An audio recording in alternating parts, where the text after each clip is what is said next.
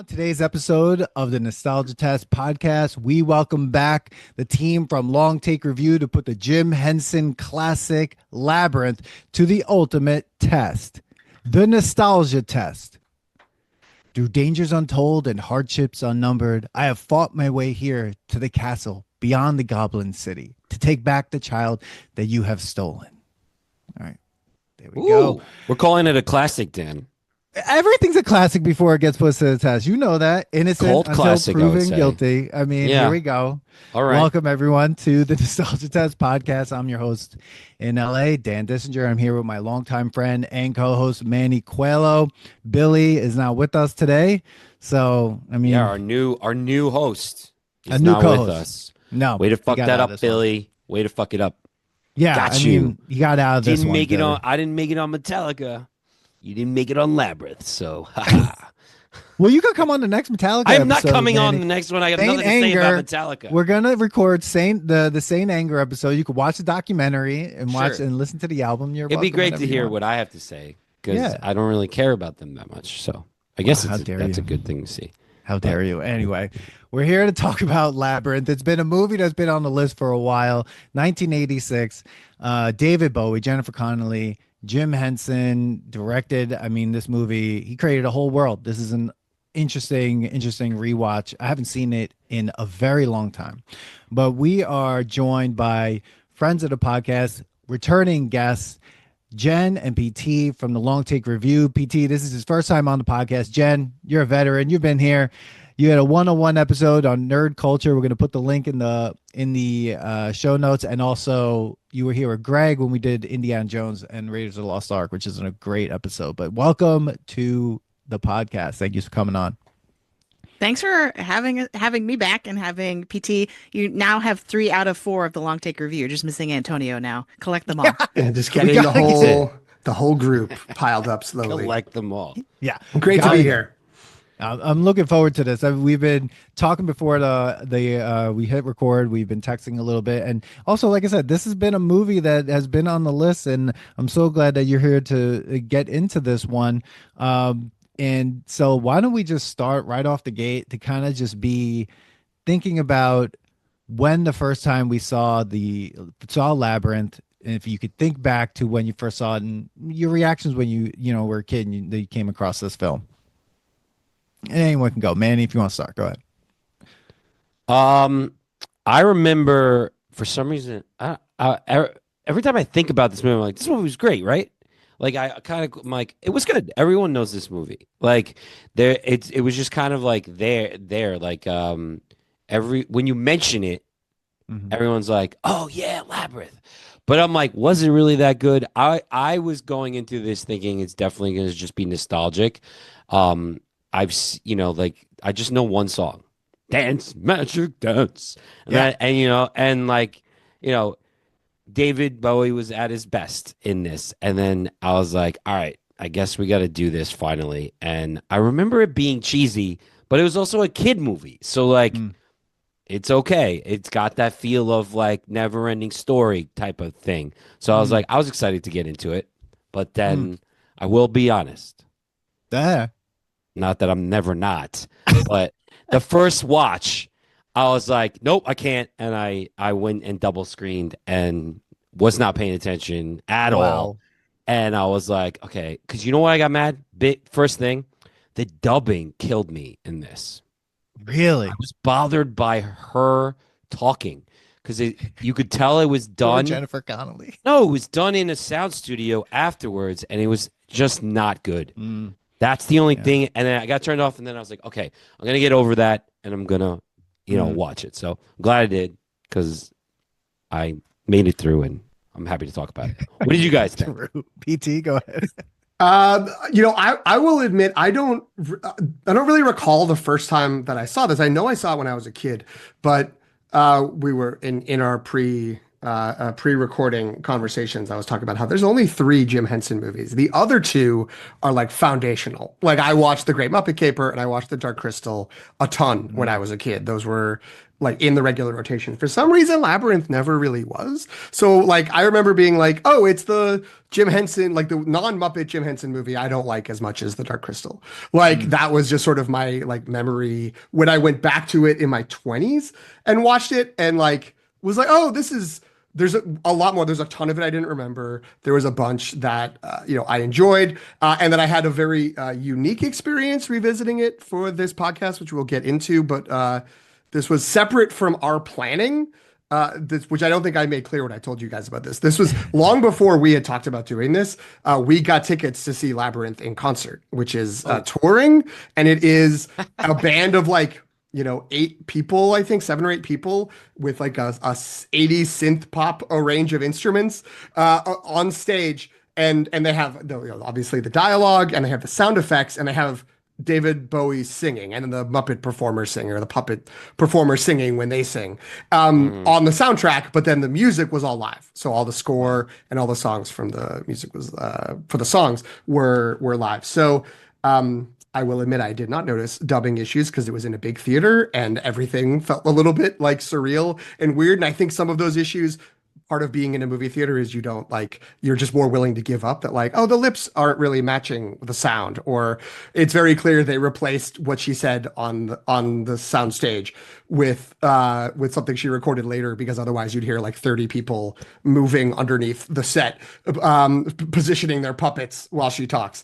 So yeah, anyway, like it's, this is weirdly a movie I would say I don't really have nostalgia for. Like I was always kind of like, okay, like that's a movie that exists. I like a lot of people involved in it. Dan, you didn't name drop either George Lucas, who produced this, or Terry Jones from Monty Python, who wrote it. So like, there's just all kinds of like great people involved in it, but it was just sort of this thing that existed. So yeah, I'm interested to talk about it now that we've revisited it here in our later years or middle years. I don't know what years we're in. Jen, what do you think? So I do not have, like PT, I do not have a specific singular memory of seeing this for the first time, but that's probably because I watched it so much as a kid. And because I was a huge Jim Henson fan and I watched all the Muppet movies. I watched this, Dark Crystal. Yeah, I saw everything. So much so that in elementary school, we had a school project where we had to propose a new postage stamp and like to sort of like it's like a history exercise of like who or what do you think is worthy enough to be on a postage stamp, and then we had to actually go to the post office and present our drawing and kind of our presentation, like our report, and I chose Jim Henson. I was like, all the other kids are like, oh, George Washington, whatever, like, and I'm like, so Jim Henson is very important because he gave us the Muppets. Yeah. So for me, this movie really is, aside from the David Bowie factor, like all about the creatures. And, well, I'm sure we'll get into talking about the story and stuff like that. But for me, it was just kind of like really, in some ways, the epitome of his talents in terms of like the puppet work and all that sort of stuff. So obviously, it's a lot darker than regular Muppet movies. We'll get into that too, I'm sure. But Totally is. Yeah. I remember watching this for the first time, I think, Manny, of a friend we both had, Matt Antoniou. I really have a vivid memory of watching another it one that at he his made you house. watch. Yeah. I really think this is That kid like he loved shaped everything. our nostalgia test Yeah. podcast. He Like, loved there's always movies everything. that are like, oh, and Matt Antoniou made me watch. Well, this. he lived in a household that I feel like all they did was watch movies and then Yeah. also throw stuff at each other. So like I Yeah. think it was like I remember watching Black Christmas there. Oh my God, that was the Labyrinth. day that his brother threw a VHS at his head. Yeah, the VCR Yes. at his head. Yeah, And yeah. then I also remember getting in trouble because he gave me an Andrew Dice Clay CD once to listen to. My parents Yes. found that. So I remember watching it there, and then I don't think I really have watched it in full since then. And when I went back and rewatched it, I don't remember large parts of this movie. And it was weird. Like I liked it and I was enjoying it, and then I was like, this is the longest hour and 40-minute movie I've ever watched. And then I also was like, wow, this is, like you said, Jen, like much darker than other PG movies. Like, and again, it's 1986, so there's a lot of things in that PG they could get that were rated that I'm like probably wouldn't be PG rated possibly. But and then other They didn't times it was curse in crazy. this. It was like, it was Yeah, but it was for kids and it stuff. I was know like what the main storyline is. He's like kind of in love with her, wants to kidnap a baby. We're not really sure. What is it? Is the baby going to turn into a Muppet? What are we? Yeah. What's So, yeah. happening? He's going to be a goblin Right? if the clock Yes. runs out. Yeah. Yeah. Okay. Yeah. yeah. I think the beginning part just shook me because the 80s shoulder pads that came out with the Amazing. mom, and like Ugh. that the acting was 80s horribleness that moment, and then then that went away. I was like, thank God it got a little better. But like that, like rushing of like, no, just leave me. Like she's like freaking out, and like all of a sudden just has to watch her like brother, and like they just leave to go out. Like it's like, oh, these parents just go out every night and like just leave. How old is she? She's supposed to be 16. 16. Okay. So yeah, according to like Wikipedia, it's a musical fantasy film directed by Jim Henson with George Lucas as executive producer, based on conceptual designs by Brian Froud. The film was written by Terry Jones, though there are like a bunch of other people that also helped write it from 1980 since 1984. I'm not when so it was shocked started. by that because like, it's like went through- ADHD. Yeah, Laura Phillips, Lucas Dennis Lee, and Elaine May all also wrote on this script since 1984 when it was first started. Yet Terry Jones gets the sole credit for writing it, and stars Jennifer Connelly, David Bowie, and a bunch of Muppets. And There was so, a moment I was like, I wanted to be on the drugs that they were on when they thought about Wow. this movie. yeah, I was like, what? Like, it was very ADHD. Like, okay. And I guess as a kid, think about it. You want this kind of thing because you're like getting bored, and then it's like something else is happening. Then fart joke is happening. So like it was. I wasn't. We might spend the most time on fart jokes. Yeah. I mean, I don't mean we on this podcast. I mean in the movie. Yeah. Like the highest percentage of runtime. It's like So- David Bowie singing is 1 and fart jokes are 2.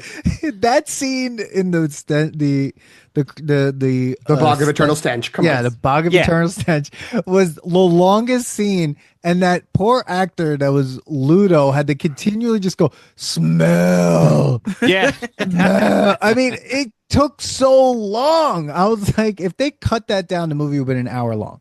Like, but it was wild. I mean, it was absolutely wild. I'm wondering, in the rewatch, what were some of the scenes or some of the things that stuck out most? Manny, you said the shoulder pads right away just stuck out so Right much away. to you. Right away. Other thing, what else like stuck out to you or like we're just like, holy crap, I don't remember that at all from the initial watch like of Labyrinth. The thing that stuck out to me, and I don't know if this is necessarily a great response to your question. So I don't know if it was like, oh, this isn't what I remember, but it's sort of what you were saying of like how fast it gets to like, yeah. Let's get to the puppets. It's like, what's happening? And it's like, she's mad at her parents. Who cares? Like, just let's go. She's got to watch this baby. She hates the baby. The baby does nothing. The baby just starts crying and she's like, I wish a Goblin King took you away. Boom. Like all within like 3 or 4 minutes. And suddenly it's there. In my memory, it was like the whole first act. It was like, I felt like if you had asked me beforehand, I would have been like, it's like 15 or 20 minutes. I'm sure we'll get to, the comparisons to today at some point. But like if Labyrinth were being made today, it would be an 8 or 10 episode Netflix series. And the first episode would end with those goblins showing up. So we would have had like 50 minutes of this girl's life and her wandering with her dog through the woods, yelling at an owl and misremembering her lines and all that What stuff. was she doing those lines for? I think don't she cool likes that play. story. She Oh, likes okay. Because she had that little booklet that said Yeah, Labyrinth. she's trying to on it. memorize the lines for. Okay. Yeah. Yeah. Was it for a got it. play or was it just because she was obsessed with it? Like, was it just obsession? I or mean, she was getting mad at herself because she couldn't remember the last line, right? So yeah, This is overthinking it, but I thought that like because we see the Wizard of Oz and we see Maurice Sendak books like around and Grimm's fairy tales.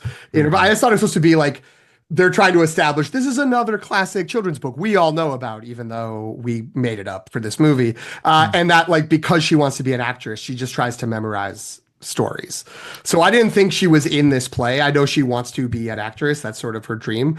Very briefly mentioned again, like not belabored, which maybe it's rushed because maybe everything is just like what, but I did appreciate. In the end, I liked that it was like we're not wasting our time with like whatever. Let's get to weird creatures in a fantasy land. She's in the fantasy land on the quest outside of the labyrinth. I think within 10 minutes of this movie, Yeah. which is great. yeah, Yeah, and absolutely. the owl. I mean, the transition. There were moments where the graphics or the yeah, technology, Special effects, yeah. special effects. That's it. Was great. That I was like, oh, because I love practical effects. My favorite, I actually wrote down, was the door, the guy. yeah. That looks so real. Like I thought it was like to me, one of the best Muppets that were there. Because it looked like metal moving, and like I love the joke that it was, like the one guy couldn't hear, the other guy couldn't talk, and that was really cool. But like the transitions of like, oh, the Goblin King's supposed to be the owl, like it was so cheesy, and then the thing turns into a snake and then a scarf. I was like, some of it looked good, and then some of it were like, why did you choose to go really hard on this but like not on that? Like it was like a bad 80s like video VH1 like the green screen in this is pretty rough. Oh, like the scene where those guys are jumping around singing and taking their heads off, just throwing all their heads away. Like it's Chili Down? Yeah. It was Chili Down song? Yes, is that what it is? That's what it's called? Is that what it's The called? song's called Chili Down. I forget what the characters are called. That looked I like, just called them the red guys. I was like, those guys and the one guy that loses his head, like, because she's looking for the big guy, right? they looked like cracked out Fraggles. Like I was really freaked out by them, and the fact that they come out of nowhere, that scene doesn't even fit in the movie. Like it's almost like they were like, oh shit, our runtime, it's like the movie's less than an hour 30. We need some more time. Let's just do this random music scene where they're trying to pull her head off, and then and like you said, Jen, green screen it terribly, and just no one will care. Like who cares? Like let's get this done. But that song was so long, and it didn't mean anything. It was horrible. Fun fact: the original writer, Dennis Lee, who I think did the first draft of the script, he was a children's author from Canada, and he went on to write all the lyrics to the songs for Fraggle Rock. Oh, Wow. So there is a Fraggle Rock connection. There are a lot of Fraggle Rock, puppeteers apparently in this. They are called the Fire Gang. I did look that up while you were talking. That's where they are. But they're the Fire Gang, and so to me, I think it's less about the running time. I think it's more. I feel like when they were making these movies, they were always like, what could we do like with the puppets we've never done before? And this idea of like, we'll take the heads off and we'll hand the heads to each other. Like that was the idea. And they did it to the best of their ability. And it was like, they didn't like they put so much into it and they were so interested in that component. They didn't really care that it looked like it was all like hand drawn into like the compositing all just looked really rough. Oh my god, that part wasn't ideal. And it was totally a diversion to the story. Like nothing comes from that, and there's like it's just another thing in the quest.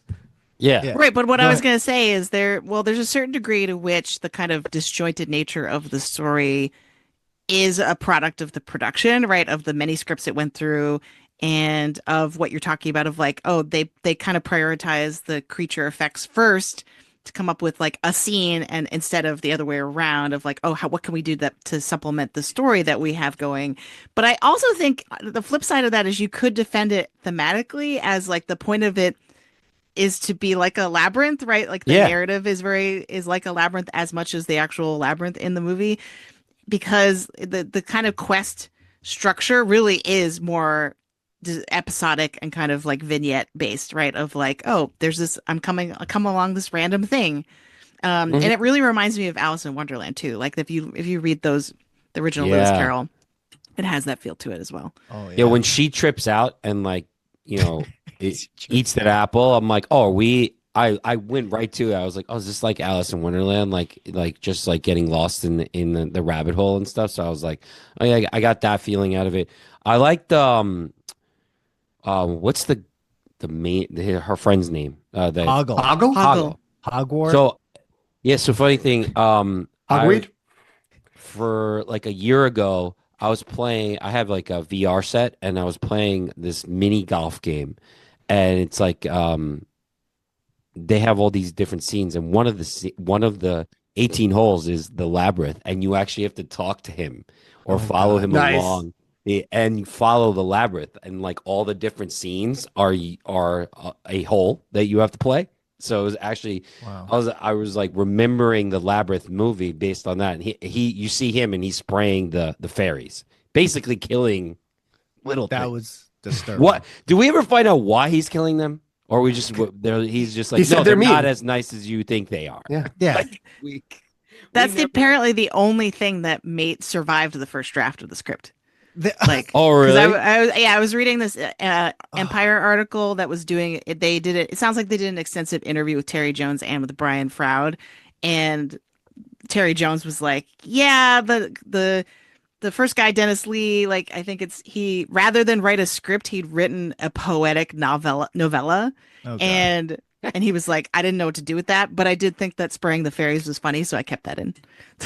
Wow. I just That- thought it was that funny because he's like, no, they're mean, disturbing. and you're like, you don't even talk to them or see what they're doing. They're just flying there, and like Yeah. he's just annoyed at them. Well, part of it is, I think, this idea that the whole movie is kind of working towards of like, sorry, kid, like, childhood and isn't all fairy tales as you understand them. They're more like Grimm's fairy tales, right? The original kind of darker, more Yeah. violent. And so, like, if you go back to the kind of original meaning of the word fairy, like in British culture, with the IE at the end, not like Tinkerbell, right? Like it's they're mean and violent and really Okay. nasty. So I think that's part of what they're playing with in this movie is like, oh, like, it's not just all about princesses and fairies and everything's all happy. It's like, fairy tales classically are very dark. And that ties in with the sort of, the whole point, or not point, but the whole trajectory of the movie is her sort of stopping being a child who plays in the park and becoming like more of an adult who makes like decisions and is trying to actually do something good. So like you can't just go around wishing for your baby brother who's crying, that you're babysitting, and you just want him to shut up. You can't wish for him to be whisked away, because what if that happens? You have to deal with the consequences of that. Like as we all have, of course. Oh, this is how you become an adult. You chase a goblin king into a fantasy world, and you go through a labyrinth, and you get drugged, and then you try to find your way towards back home, right? But I want to talk about the opening scene in terms of not her monologue, that whatever, but I mean like the part when she calls on the goblins, right? Now, Jen, I asked you if you said to me in the text, like, you were not going to you decided that this was too scary to show your kids. And that scene in particular, when it came on, I was like, this is actually much more terrifying than I remember it. Like, and I was really curious, because also Billy, I was like wondering if he was going to like sit with his kids and watch this as well. But you're like, no, it's too scary. You feel that opening scene, thought it was as terrifying as I thought, like how they came to kidnap that kid? Yeah, there's so much in this movie that is super creepy. And so I did actually, right before we hopped on, try to show pieces of it to my daughter who's 8, and it did not go well, because Really? immediately she was like, this is bad. This is bad. This is scary. I don't like this. Can we watch something else? Aw. And I even skipped the beginning. Like I was like, well, if I started with Worm, I was like, the worm's cute. Maybe this will get her hooked on it, right? And then she'll be like, oh, what's this about? But then there were too many things I had to skip. The shaft of hands. Oh my God. Oh. Incredible. Get out of God. here. Amazing. That would The give an adult cleaners? nightmares. Yeah. The cleaners Like- were not cleaners. That was a tunnel driver. That thing builds tunnels. There's no cleaning going on. No. Kill it. So It's cleaning you out. Yeah, it's drillers. That's what that was. Ugh. That looked like Total Recall. Remember But- when the machine's coming after him? I'm like, we're watching Total Recall for kids. But what's great and what makes it so much like Jim Henson is that the second they turn the corner, you see there's like little guys pushing it. It's so good. Yeah. This Yeah. movie No, could be that's it. retitled Weird Little Guys. Like that's Yeah. that's the whole movie, and that's why it's great. Yeah, when you just talked about the right in the beginning when they're all kind of on top of each other, like when she says something and they're like, "Oh, shh, she's saying it," and they're just like, "I'm like, what is that?" I didn't remember that. I didn't terrifying. recall that at all, and I was kind of like, I'm like when I first watched. This is right when I was first watching it. Lights are off and everything. I'm like, man, this is dark. This is dark right here. And then we have just this man in tights, just like Inappropriate. at her window. Like Just a bulge? we're going with this with the bulge. Like Bowie's pants are really inappropriate. So Go I ahead, did Jen. I did find an explanation for this. Did you Google Okay. what did you Google to find the explanation? So I mean I didn't What's your search history? Why did David Bowie wear codpiece? Apparently, Brian Froud said that they were trying to make him look like a ballet dancer because it was like supposed to play. His costume was apparently bits and pieces from different fantasy archetypes or like Yeah. little kids like ballerinas. But no one's gonna know that. Yeah. no. It's not what comes across at all. No. No. I got Oh, about like no. an evil like Peter Pan vibe. Yes. Yeah. Yeah. You know? Yeah. There was Come a at the lot. window, Mhm. you know.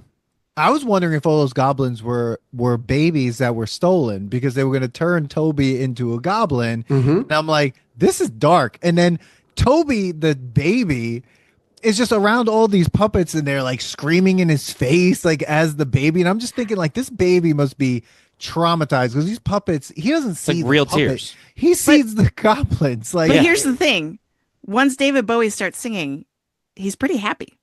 Yeah. yes. Yeah. Yeah. Who wouldn't be? I mean, we all are. They do all a were- call and answer where he's like gurgling out of happiness. Like it's Yeah. like, I which is think very we- confusing because my daughter picked up on that right away. She's like, "So is the baby happy to be there?" And I'm like, mean- "That's a great question." He is being I bored, don't actually. think the Goblin King is happy to be there. Like he looks so bored. Like around, like there. First of all, there's just chaos going around him. Like I don't know what is happening in that house if there wasn't like a project about the baby. Like they were just hanging out. Like and he's like on this big chair. Like no one else is like him in that area except these little goblins. Like there's no.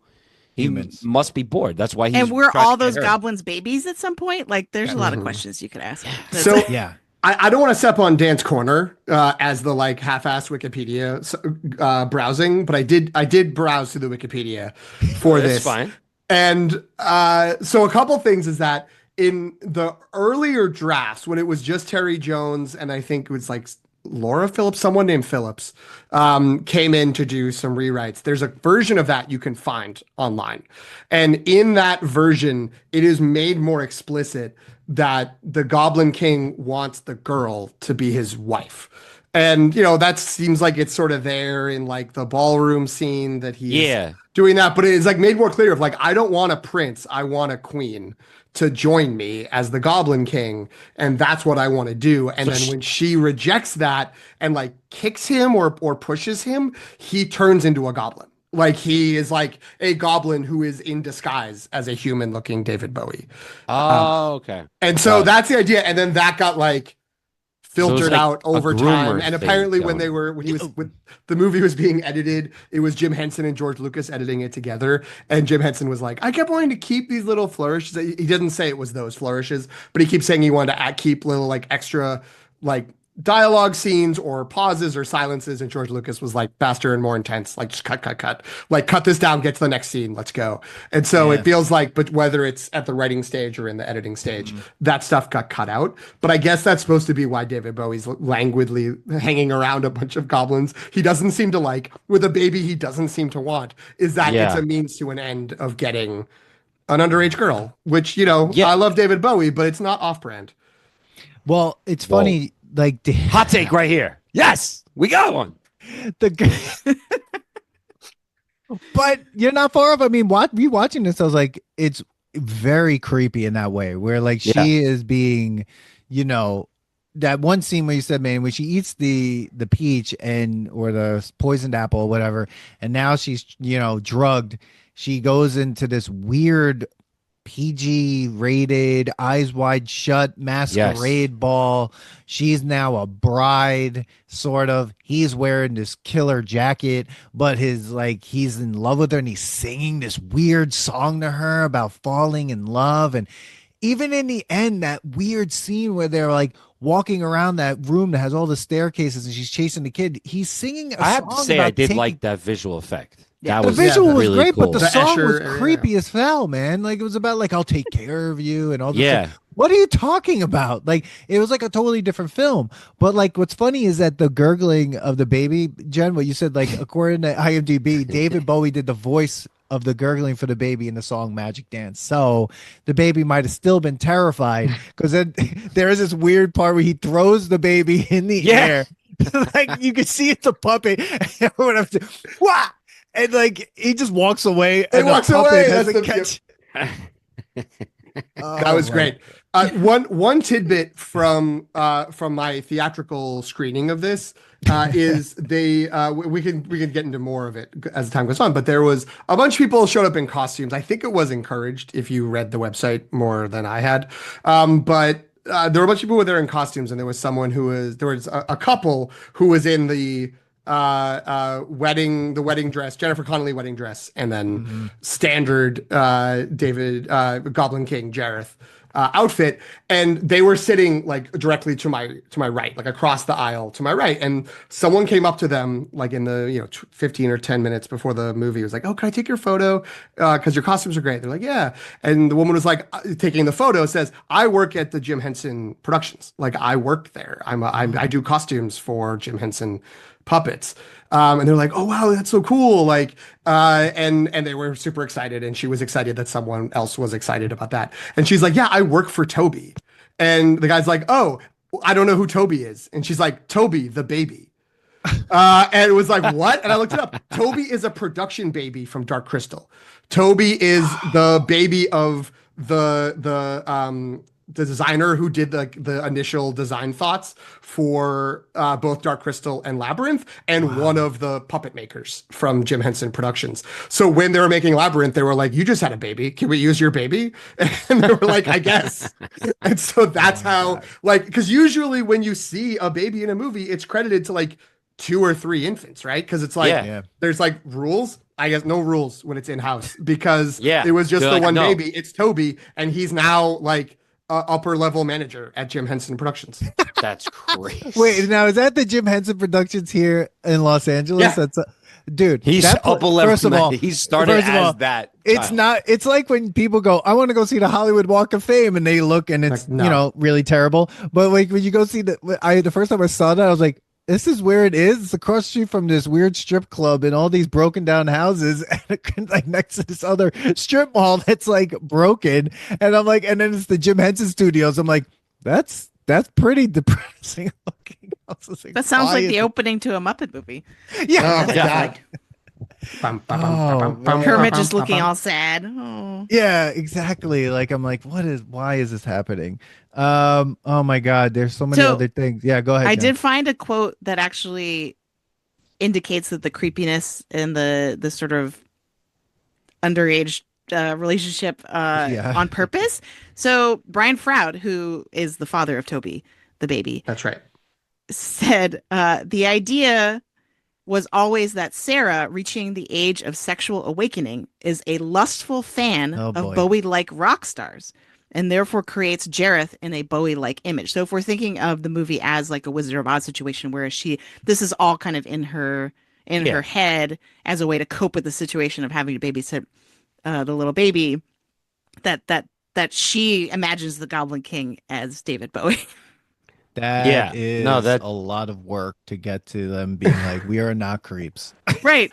It is clear how many of the puppet creatures are based on things in her room. Like that makes sense. Yeah. But it's weird that they didn't like put a David Bowie poster up, or like some sort of like generic rock They had a musician Cats poster or something up. But Cats for that's it. to play Cats. A Skid Row that was poster. Yeah, yeah, they didn't have like a rock star thing. No. But remember there was that subtle the mom, is she supposed to be stepmother or that's Yes. actually her mother? Yeah. Oh, Yeah. okay. And they When have she- like, go ahead, Manny. no, she says to her, um I wish you had a date or something like that, because she goes, how do Yeah. you know I didn't have a date? And she's like, you should be like seeing boys or something like that.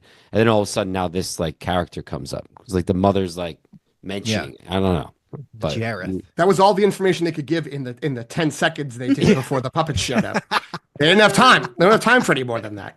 According to George Lucas, he was just like, let's go, Go on. let's go, let's get the hell out of here. He wanted to get right to the castle. I do feel like, am I the only one who assumed that the photo she had, the daughter, the main character had on her mirror were her real mom, her and her real mom before her mom died. That's what I thought. yeah, and then she like puts it away Yeah, at the end, and to then be she like, she I don't puts need a my couple mom things anymore. away. I got a big like drop dead Fred feeling at the end of that, where it's kind of like, oh, you have to like let go of your imaginary friends, and how he's like, we'll always be here when you need it. And she's like, I need you. So like then she was like, all of a sudden they all appeared because she like just wanted that joy back. So she's like wrestling with becoming like a woman who has to give up imagining, and then a But kid who To give it all up, who though. wants it. No, You can goblin every once in a while. like wouldn't her parents have heard that because they came home, and if they're Yeah. real, if the best they're question real, to the parents was, "Are you home?" No, she's not. Yeah. What do you mean? Are you home? It's midnight. Where's she gonna go? She's 16. And she closes her door and the baby's door. I'm like, why are you closing doors here? Like, baby, you gotta hear if the baby's gonna cry or not. Like, what's going on? according to her stepmom, it was midnight. She shouldn't have even been there. She was like, "Are you home?" Yeah. It's like, oh my god, she just still home. Yeah. Go You can out. sneak out to meet a boy at your age? Come on. We Loser. live next where the Goonies live. Probably. Let's go hang out with them That- or something. Those two parents gave me Goonie parents vibes too. Yes. Like that. Classic like absentee parents from the 80s. Yeah. That's great. It was like They their have no parents. idea what's going on. Yeah. No, it was like in Big when like his friend, you never went to the friend's Oh my house. God. You didn't know if he had parents. He was out in That kid Manhattan was getting homeless. apartments for them. Like it was crazy. That kid That- was that- homeless. He was- Or his parents were dead and like he was just living in the house next door. He was Garth from Wayne's World. He was like he never had a parent. Oh man. What were some of your favorite characters other than Bowie? Like the puppets. Out of the puppets, like which were your favorites? Manny, what do you got? Who's the guy? I forget his name. The king that rides the dog. Didymus? Or Sir something? Didymus.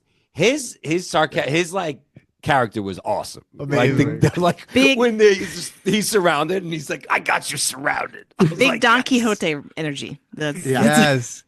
Yes. And I love when like it was the puppet like basically strapped to the dog, and every time the dog ran, like the puppet was just like flying around. I'm like, these are the best scenes. Like as soon as thank God when he got into the movie, I was like, all right, here we are. Thank Yeah, God. no, I that- love that- this guy. That guy was awesome. Anything that he was in, like, because the positivity, like, it didn't matter. He's like, "Oh, now I got you," and it's like, Yeah. "No, you don't." And then something great would happen. So it was great. I liked him. Oh my God. PT, what do you got? I mean, as a major character, I know there was already some shade thrown towards Ludo. I do love Ludo. Just the big galumping one is always going to be a favorite of mine. Who only has a few things. Friend, smell bad, like all that. All that's Yeah. great. That always works. He could just call rocks. It doesn't make any sense. So you don't need to Here- explain that. He reminds me a lot of Sweetums from the Yes. Muppets. Yeah, he's Oh, big. yeah. So- What was yeah, the point similar- of the rocks thing? Like that he had that power. They needed an out. They needed rocks. Yeah.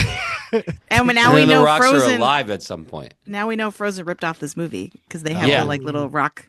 I mean, I'm sure that's just from actual mythology, but Yeah. so I- Ludo. Fun fact: Ludo. I can't believe. Usually on our show, PT's the one who's coming with the fun facts. Like know. so I don't know why I have all these fun facts about this movie. I read too much before this, but I guess Ludo was the puppet they brought to the London premiere. And so if you go on YouTube, there's a hilarious video of Princess Diana trying to react politely to Ludo. It is incredible. Oh, I gotta Oh watch my that. Because she clearly doesn't want to be there, but is Yeah. trying to really hard to pretend like, oh, how endearing, this puppet that I now have to interact with on live television. Oh God. I Uh, just love the that's fact that incredible. Muppets are part of our universe in that way, where like people, actors and famous people, like and Princess Diana, anyone has to interact with basically a hand inside a Yep. sock or Yeah, something. especially Like, when they have like Kermit or Miss Piggy and things, and you're like, oh yeah, you're acting as if like we do exist in this Yeah. world with these people. This There's Yeah. thing. I'm wondering if this is because of half-assed research I was doing for this episode, or if my algorithm just knows me. But I've been getting a lot of clips from some show from the late '70s or early '80s, hosted by Orson Welles, where he's interviewing Jim Henson and Frank Oz as like first on their own, and then with Kermit and Miss Piggy. And at one point, Orson Welles is like, I can see you to Jim Henson. Like, I can see you sitting here, but I'm still talking to this thing that you have on your hand as if he's a real person. Yeah. Like and it's Orson Welles, so he's like in the full Orson, like, and he's 500 pounds, and he's like in the full Orson, like Orsonness of himself, and so he's just like, I mean, I just the magic of it, I can't believe it. Like, look at this majesty.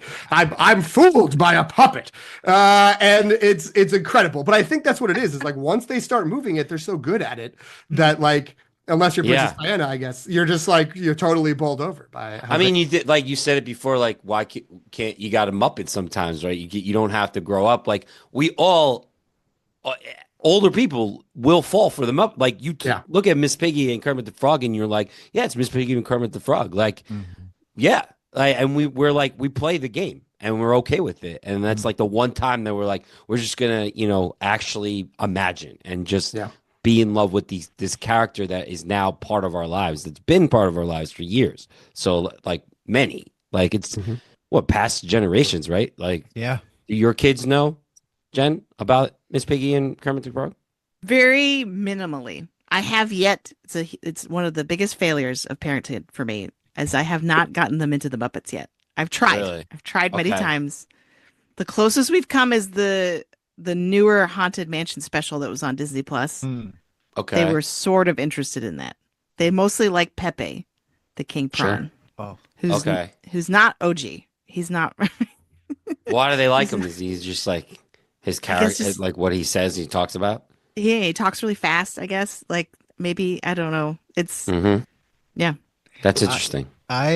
Well, Manny and I, when we first started the podcast, we were talked about Cocktail, which was our first episode, and I immediately was like, "Oh, Cocktail's a ripoff of Muppets Take Manhattan." Like it's literally it is Muppets Take Manhattan. He comes to New York trying to be something, ends up working at this diner like Kermit, and then forgets who he is. And this is Cocktail. That's kind of what happens in Cocktail.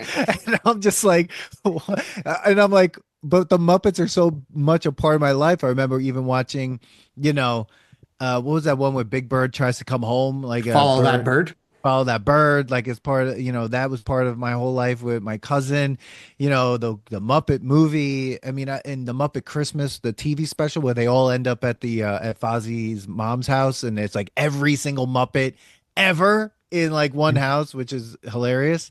But this movie was like a whole other trip, and I think like Jim Henson was just like he just wanted to like create a whole world, and like I mean even it was a failure when it came out.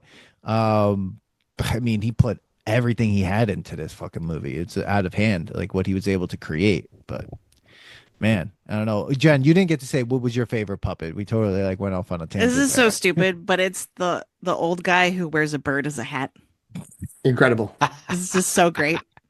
And the bird, yeah, it's just the bird just makes fun of him. It's a perfect example of like he has no reason to be there. No, but I'm happy he's there. That goes back to your whole thing about it was a labyrinth. Like she would just like come out. That was when she came out of the pot, right? And then like he just shows up, and you're like, well, where are we in the world of? And like, and he doesn't even it didn't like matter. He doesn't even like change the trajectory of what she's doing. I think he's the least useful puppet in the whole movie. Yeah. And all he wants is change, right? Like, doesn't he ask for a donation? Yeah, she because gives of- him Yeah. her ring, and then Hoggle's like, he didn't even help you. Like, what are you Yeah. doing? Like, don't give him stuff. So, yeah, it's great. I mean, speaking of Hoggle, some amazing things about him. So Hoggle consisted of Sherry Weiser inside the suit and 4 puppeteers led by Brian Henson controlling 18 motors inside the face rig. Manipulating a mechanical mitt on his right hand, Henson controlled Hoggle's jaw movements and provided the voice. And then another puppeteer provided further lip movements with another mitt. The third puppeteer crazy. used a fingertip joystick lever to control Hoggle's eyes and eyelids. And then the fourth one used a similar mechanism to animate the eyebrows and a foot pedal to control the skin around Hoggle's eyes. The puppeteers had to rehearse together for weeks to anticipate each other's movements, which is insane. Yeah. So that's why the great part about this is just like the art that they created and how happy they must have been. Like, they probably didn't care about the money at that point. It was like what it made. It was like, just think about a team working together to make one character look that good and be like, yes, we didn't get this wasn't, computer effects. It was like an actual team that made this thing. And you were like, that thing became a character that we still are talking about right now. Like, so they must be like in love with that. So I think that's really cool. Yeah. Yeah. Yeah. I mean, it's crazy. Go ahead, PT. I was gonna say, seeing that, hearing you read it now, and I had seen that when I was looking around things. I got a similar. It wasn't as detailed, but a description about the 4 different people. Of course, like everything in life, reminded me of something from Star Wars. But there's a behind the scenes thing around when Return of the Jedi came out, where they're showing, I think it's 11 people who make Jabba the Hutt work, and it's like a little person is in the tail just doing this, like spinning something to make the end of the tail flip, but there's like it's like there's 2 people in moving the head, 1 person for each arm, and then there's like a couple people who are doing with remote controls doing the eyes and the nose and the mouth. I think it's 2 or 3 people. So this feels like a more condensed version of that because it's a smaller character and there's only 1 person inside and more people outside doing all the little muscle movements. But it's just, yeah, it's the idea, that idea of the craft that goes into it and the magic that comes from seeing the result of like, yeah, that can't just be like, that isn't, nothing but love for Kermit and Fozzie, but like their mouths open and close. And that's basically it. That's the whole thing. But it's like all these movements and all these like reactions, like there's something else going on here. And it is so tactile. It does have that practical effect thing where it's like, sure, now you could just boom, boom, boom, put in some program and make a CGI character move like that. And there's artistry there and there's tweaking and all that. But like, there's just something to it being real that like, yeah, makes me more forgiving of the like, why are we spending 8 minutes with the fire dancers or whatever, the fire band? Like whatever, like, sure, there's stuff that doesn't like work as well, but like that craft and that artistry is makes this feel still worth my time. It made me think like some of the people who control the Muppets or the Muppet, I guess they're Muppeteers, are like, hey, I really want to figure out how to like throw their heads, and everybody's like, all right, let's just make a scene. Or I really want to figure this part, like having them jump on rocks and like do these things, and it's like, sure, let's do it. Like, and like it doesn't matter about the story because who cares? Like, it's a fantasy. We could do whatever we want and like just have them do this. Like have them on a dog and then have them talking after being thrown around like this, and then like and you're still believing it. Like it was really cool. Like I said, I really liked even those guys, the liar and the guy who tells the truth and the guy who lies. Yeah. That was awesome. Like they would look up, they would go in. Like I was like, wow, how are they doing that? Have you guys seen Imagineers on Disney Plus? No. I've seen some of it. That's kind of it's so good. Like they're just like engineers who are imagining anything. They're like, all right, let's do it. Let's figure it out. Like, let's figure out how that's possible without getting computers involved in it, like computer animation involved. So I remember I just saw the Jim Henson documentary, and it was unbelievable to see how this person had just a singular vision for what he wanted to create. Nothing got in his way, which, those are other things we could talk, that's a whole other episode of like how he was a super workaholic. It was unreal. Yeah. Like, I mean, but I'll never forget this story they told in the original Muppet movie in the opening scene when Kermit is sitting on the log singing Rainbow Connection. The way they did that was they put Jim Henson in a barrel and submerged him under the water, under the log. So he's in a barrel like this, doing the voices and like, and moving the puppet. And I'm like, anything could have happened. He could have totally died in the middle of that. And and then his whole thing would be like, he died while puppeting Kermit. But yeah, in a barrel, a small barrel. It's unbelievable the type of things that he would do to get that done. It does feel like there's stuff in every Jim Henson production, and maybe this is still true. I haven't kept up as much with later every Muppet thing that came out and every Jim Henson production, but it does feel like those Muppet movies and these things like Dark Crystal and Labyrinth, where they were like, I want to challenge like the audience to believe that this is like all really happening, but the people who go to watch these movies who are like, I know how they did that. Like, I figured that out. That's going to be like, really? Well, it's Kermit and he's sitting on a log surrounded by water and you see all the water. Now what? Now what, bitch? Yeah. Figure out what happened. Like, why don't you think about how we did it? And that's it. And so that's how he ends up in a barrel with a straw in his mouth, like puppeteering on a log above him. Yeah, it's like magicians, right? You think you know the trick, and then you're like, whoa, like, how? Like, is that real? Like, is magic real? Like, I think it's great. I would like to know about how many fans inside that costume to keep that actor not from dying and passing out. There's no the what's his name? Hago. Does it say? No, but the head there must have been something so heavy. Yeah. When they made Ninja Turtles 2 and the Henson group created the costumes for that, they took everything, all the gears and everything were originally in the first one in the shells. So what they did in Ninja Turtles 2 was put them in the head. So the actors were like, they were so heavy on the head, and they had to do all this other stuff. And these people were dying inside those costumes. Like, there are videos about how they would just like pour water and shove like the PA, like the production assistant, would like put their hand inside the mouth of the puppet so that people could breathe inside the costume. Like, and they took it so seriously, but Ninja Turtles 2 was a total disaster in many ways. But but it's like, you got to think like they were trying to make it. You mean so you didn't real. like Ninja Rap? I mean, everyone liked Ninja Rap. I mean, come on now. Ninja. I saw Ninja Turtles in concert. I had I had the whole original album, Stepping Stones by Splinter. It was great. It was a great concert. I still have the cassette tape. You do? Yes. You have it? That is a good. Yes, That's awesome. Yep. It's the greatest thing ever. Do you still have a Walkman that you could play that on?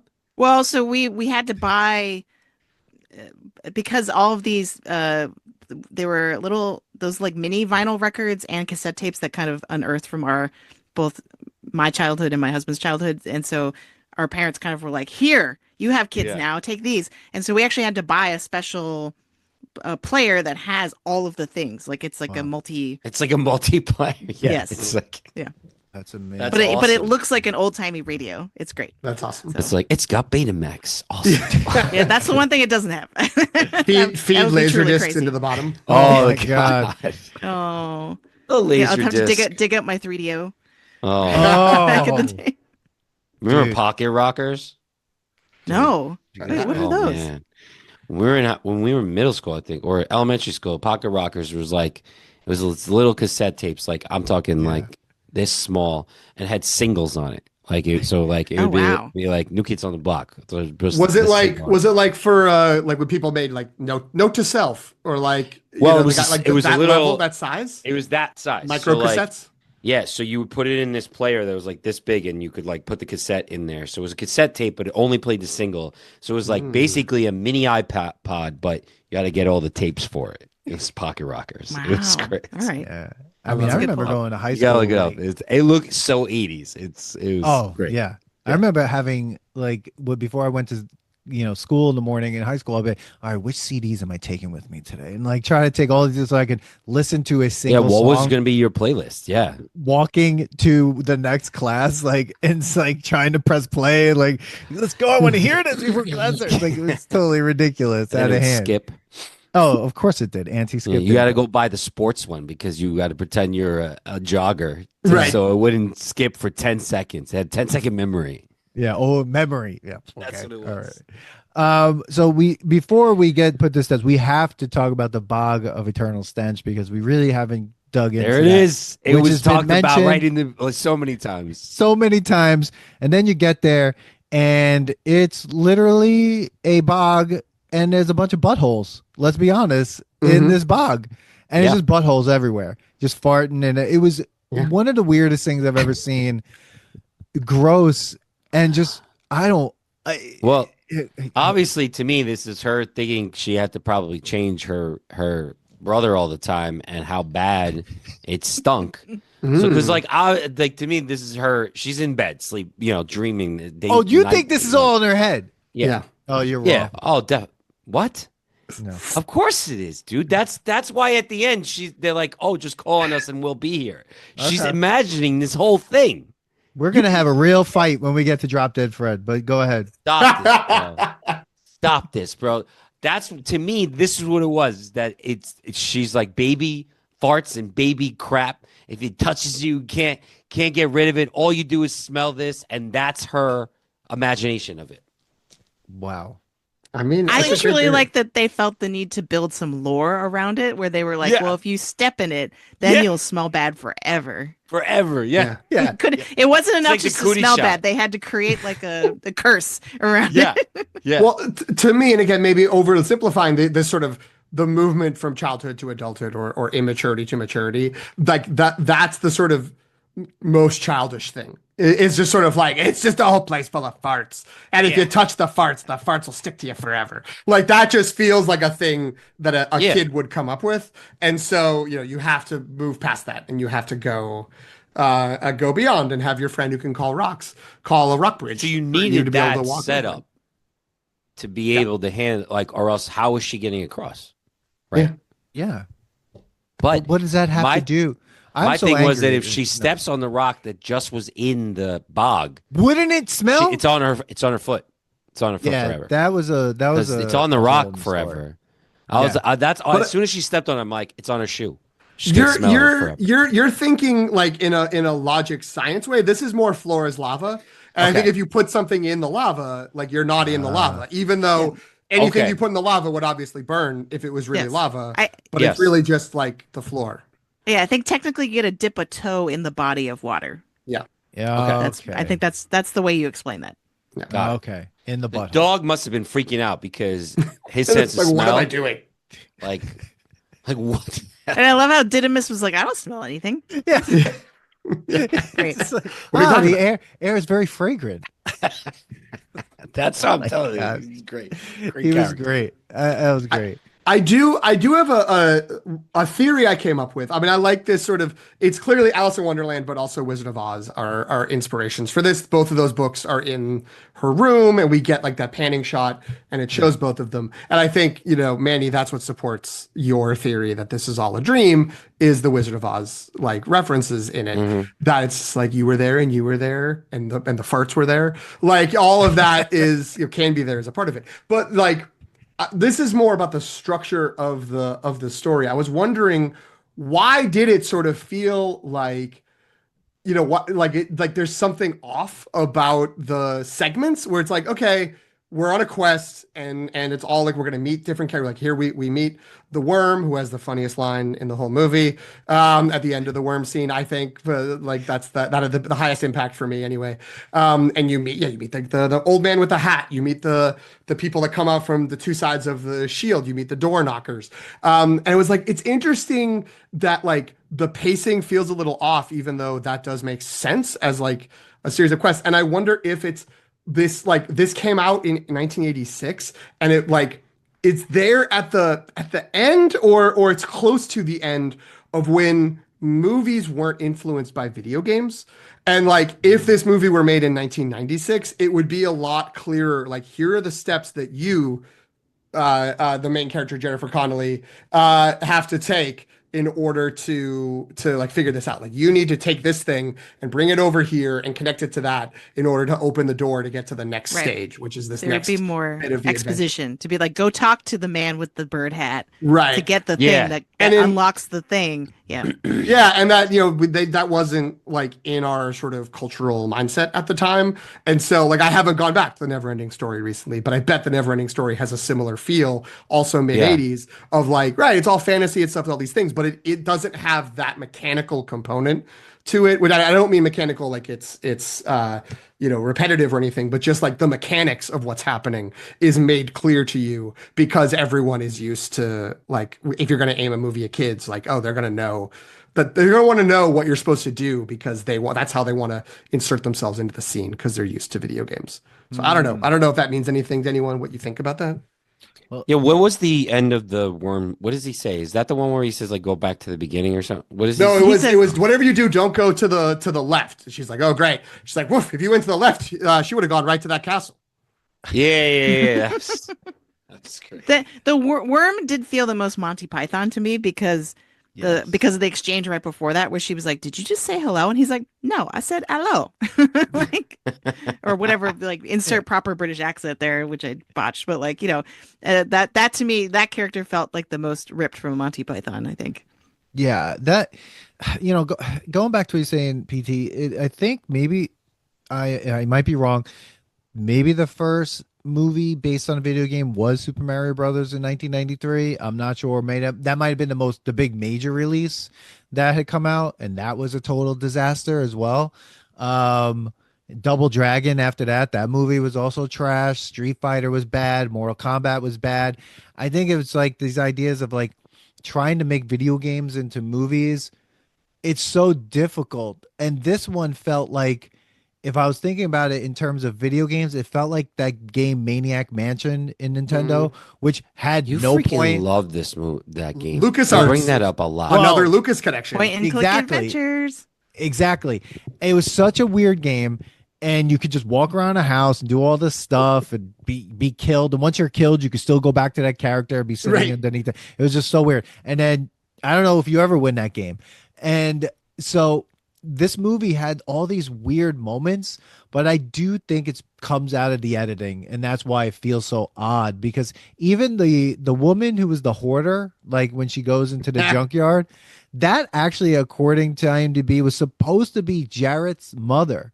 And so like that character is actually supposed to have a connection to the Goblin King as being his mother. So there's supposed to be this other thing happening, but we really just go there and be like, here we are. And now it's over. I mean, there's a lot of like, we're here and then it's done. That was a trippy scene. Like they did that really well when when she the room goes starts through to the fall door. apart. Yeah. And then starts trying to pile all the stuff in her room onto her back to make her a hoarder as well. Yeah. I'm sorry. I will say, Dan, that there's a little run of movies in the 80s that are not based on actual video games, but are movies about characters playing video games that are made up for the movie. Yes. Your Cloak and Dagger, you're The Last Starfighter.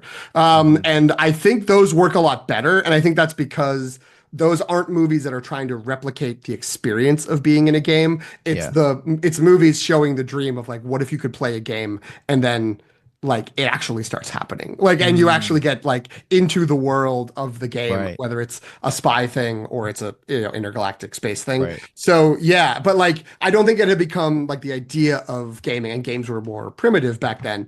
I don't think the idea of sort of that Maniac Mansion style point and click figuring out things, or like even like Zelda was out, but I don't think Zelda was like had seeped in so much of like, this is how we perceive adventures. This is how we perceive quests is steps in a game. Sorry, Jen, I cut you off.